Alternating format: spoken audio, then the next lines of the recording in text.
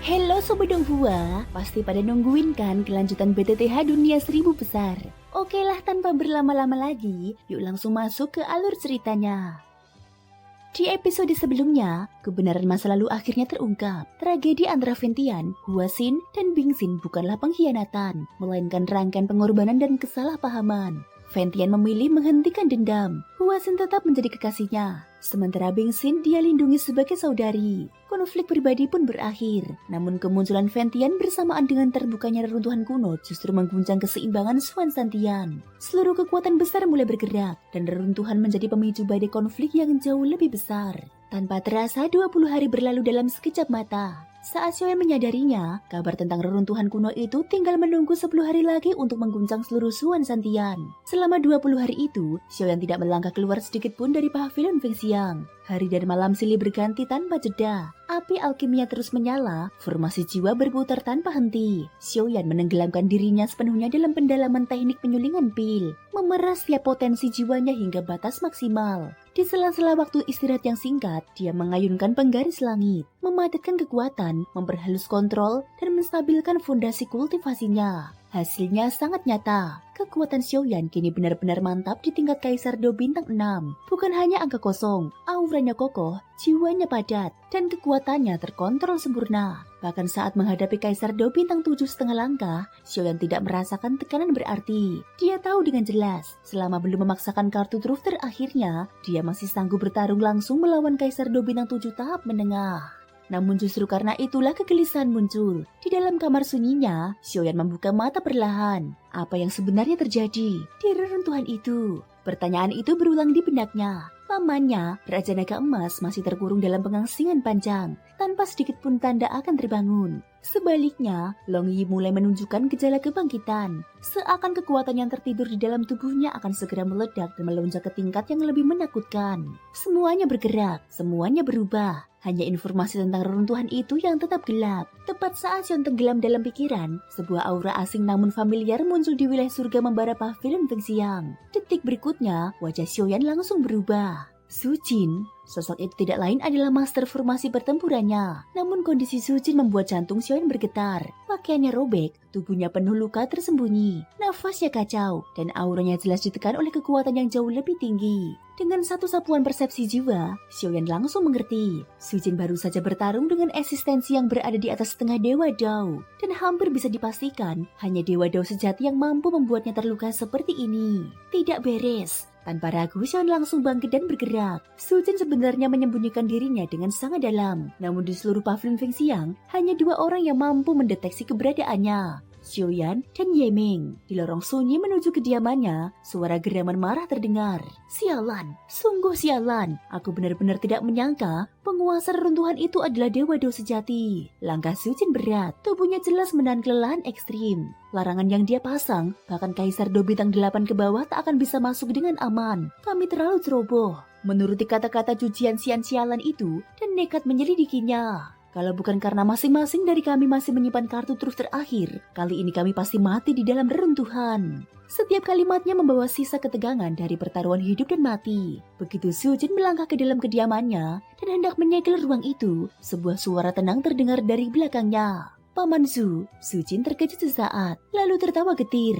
Ternyata kamu bocah busuk. Xiaoyan mendorong pintu dan masuk. Tatapannya langsung tertuju pada luka-luka tersembunyi di tubuh Su Jin. Paman Su, apa yang sebenarnya terjadi? Duduklah, kata Su Jin ringan. Aku memang mencarimu. Dia tidak menyembunyikan apapun. Luka-luka ini adalah harga dari reruntuhan itu. Kata reruntuhan membuat nafas Xiaoyan tertahan. Paman Su, apakah Anda masuk ke dalamnya? Ya, Su Jin tersenyum pahit. Aku, Raja Pilchensin, Raja Xuanling, Huangli dari Tanah Kuno, dan Zhu Jianxian. Kami masuk bersama untuk menyelidiki kebenaran. Hasilnya, hampir mati. Jawaban singkat itu membuat ruangan terasa dingin. Su Jin, seorang setengah Dewa Dao hampir tewas. Artinya jelas, jika Xiaoyan masuk tanpa persiapan, itu sama saja dengan bunuh diri. Setelah membaca pikiran Xiaoyan, Su Jin menggeleng. Tenang, reruntuhan ini tidak mengizinkan siapapun di atas Kaisar Dao Bintang 8 untuk masuk. Kami para orang tua yang terlalu ceroboh. Xiaoyan mengangguk perlahan. Tanpa penyelidikan ini, seluruh dunia luar akan benar-benar buta. Dia menyerahkan beberapa pil penyembuh kelas tinggi ke tangan Sujin. Sujin tidak menolak. Kami memang hampir mati. Tapi rahasia terbesar runtuhan itu sudah terbuka. Inilah alasan aku mencarimu. Dia menatap Xiaoyan lurus-lurus. Pemilik reruntuhan itu bernama Peri Yuyu. Seorang wanita yang kekuatannya mencapai Dewa Dao Bintang 2. Nama itu saja sudah cukup membuat jantung berdegup lebih cepat. Di seluruh Suan Santian, lanjut Sujin cepat. Dewa Dao hampir semuanya bintang 1.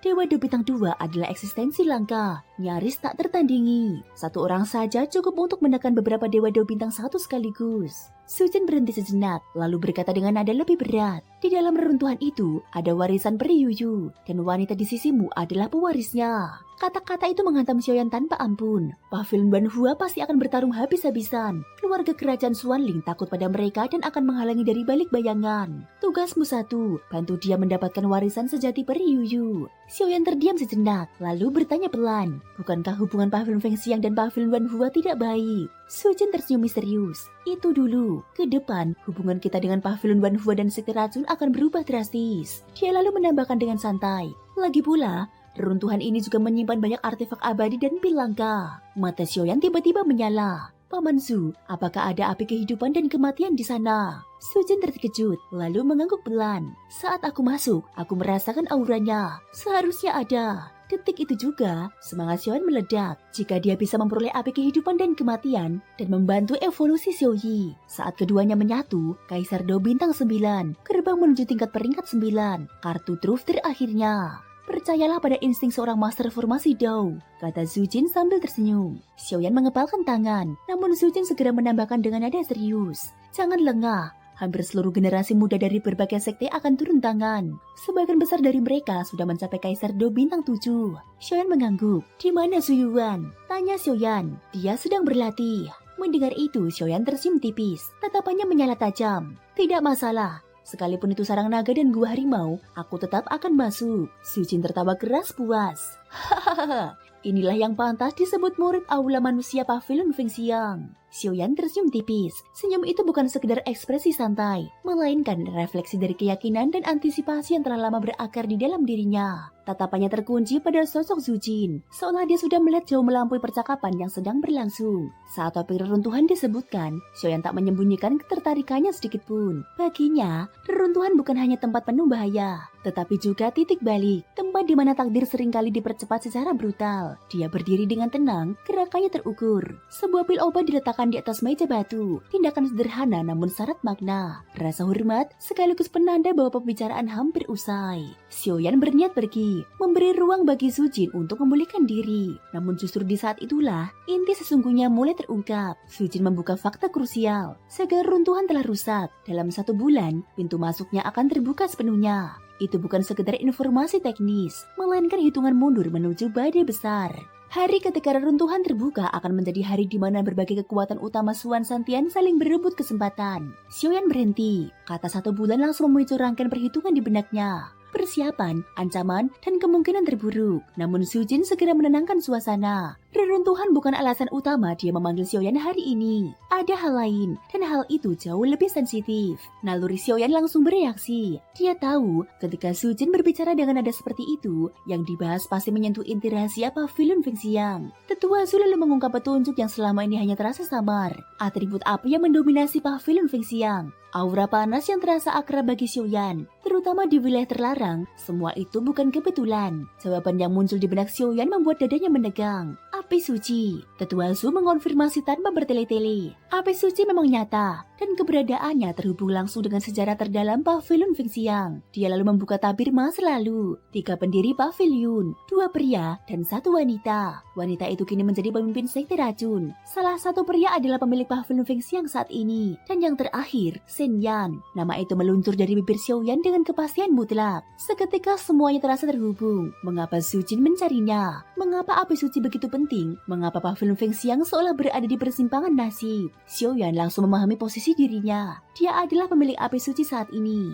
Sesuatu yang sejak awal tidak pernah direncanakan untuknya. Tetua Su pun jujur, api suci itu awalnya dipersiapkan untuk pemilik pavilion Fengxiang. Namun takdir berbelok, Xiaoyan bukan hanya mendapatkannya, dia menaklukkannya. Dan kini pavilion Fengxiang membutuhkan kekuatan api suci itu kembali. Bukan untuk diwariskan, melainkan untuk sebuah rencana besar yang melibatkan para ahli tingkat puncak. Zona yang bahkan Xiaoyan belum layak masuki secara langsung. Namun Xiaoyan tidak datang dengan tangan kosong. Dia mengungkap temuannya di istana bawah tanah Xuanling. Aura api suci yang identik, keyakinan 80% bahwa api suci lain tersembunyi di lantai ketujuh.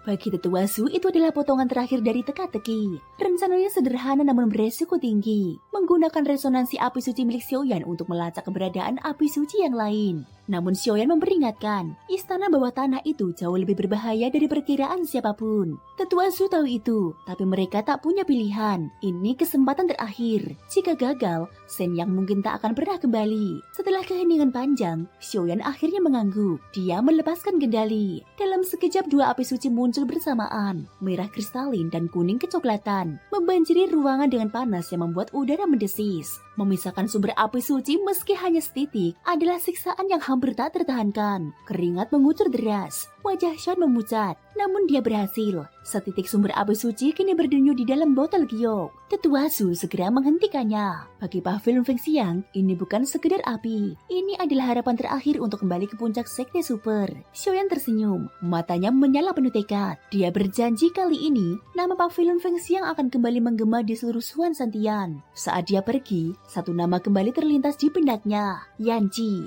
Semakin dipikirkan, semakin rumit jalanan masa lalu itu terasa. Hubungan dengan sekte racun, pavilion Wenhua, dan api suci. Namun Xiaoyan segera menyingkirkannya. Sekarang bukan waktunya. Reruntuhan akan segera terbuka. Variabel terlalu banyak, dan takdir sudah mulai bergerak. Dengan langkah mantap, dia kembali ke kediamannya, bersiap menghadapi badai yang akan mengguncang seluruh Xuan Santian. Kabar tentang reruntuhan misterius akhirnya menyebar. Dalam sekejap, 3 sekte super Xuan Santian langsung bergolak. Langit seakan berubah. Angin membawa aroma bahaya. Di wilayah Xuan Santian, berdiri sebuah tempat yang selalu diselimuti kegelapan, Gunung Yin. Sepanjang tahun, awan hitam tak terlihat menggantung di atasnya. Udara dingin menusuk tulang, suram dan menekan. Karena itulah tempat ini dijuluki Yinsan. Di dalam Yinsan, bersembunyi sebuah sekte yang sangat tertutup dan jarang muncul ke permukaan. Sekte Solomon. Di aula utama, seorang lelaki tua duduk diam. Bagaimana hasilnya? Tanyanya perlahan. Seorang bawahan segera menjawab, melapor kepada ketua sekte. Informasi telah dipastikan. Seorang pria berwajah muram melangkah maju. Wajahnya pucat kehitaman, auranya dingin dan menyesakan. Di reruntuhan itu, ditemukan jiwa pertarungan. Kata itu membuat ruangan membeku. Jiwa pertarungan, apakah itu benar? Ketua sekte Solomon bangkit berdiri seketika. Orang biasa mungkin tak paham, tapi bagi seseorang dengan kekuatan setengah abadi, arti jiwa pertarungan terlalu jelas. Jika seseorang berhasil menyatu dengannya, maka dengan kekuatan setengah abadi saja ia cukup kuat untuk membantai seorang dewa pertarungan abadi. Inilah teror sejati jiwa pertarungan. Dua tanda mutlak seorang dewa pertarungan adalah domain dan jiwa pertarungan. Domain membuatnya hampir tak terkalahkan, namun jiwa pertarungan cukup untuk menghancurkan langit dan bumi. Itu benar, jawab Guni dengan tenang. Ketua sekte Solomon tersenyum gila. Guni, ini untukmu.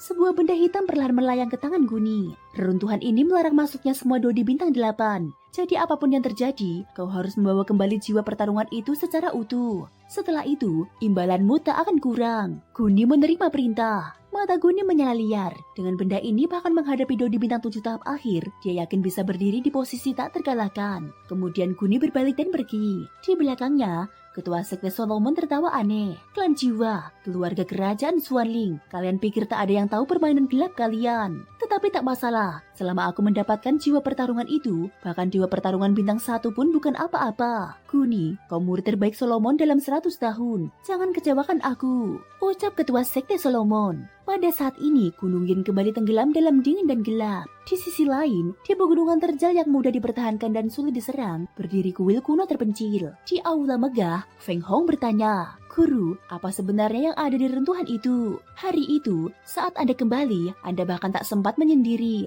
dan jelas terluka. Wajah Huang Li berubah serius. Isi reruntuhan itu jauh melampaui dugaan kita. ucap Huang Li. Hingga kini ingatan itu masih membuatnya ngeri. Saat mereka memasuki reruntuhan, 5 orang terpisah. Apa yang dialami yang lain tak dia ketahui. Namun Huang Li, dia langsung terperangkap dalam istana kristal. Indah, megah dan lengkap. Jelas tempat tinggal seseorang. Dengan kekuatan fisik luar biasa, bahkan mengerahkan tenaga 9 api 2 harimau, dia tetap tak mampu keluar. Bagi seorang ahli tubuh murni seperti Huang Li, itu adalah penghinaan terbesar. Feng Hong katanya tegas, kali ini bawa Ducun bersamamu. Ini akan menjadi pengalaman terakhir kalian sebelum kompetisi sekte. Aku harap peruntuhan ini memberi kalian cukup bekal untuk menghadapi badai yang akan datang. Feng Hong tertawa. Ducun, dalam teknik tubuh, dia bahkan mungkin lebih kuat dariku. Huang Li tahu Feng Hong berbakat, tetapi Ducun adalah monster yang ditempa oleh kerja keras dan keteguhan mutlak. Pergi dan bersiaplah, ucap Huang Li. Dengan kekuatan kalian di tahap awal Dodi Bintang 7, reruntuhan ini akan sangat menarik. Kemudian Feng Hong pergi, sementara Huang Li menghela nafas. Apa sebenarnya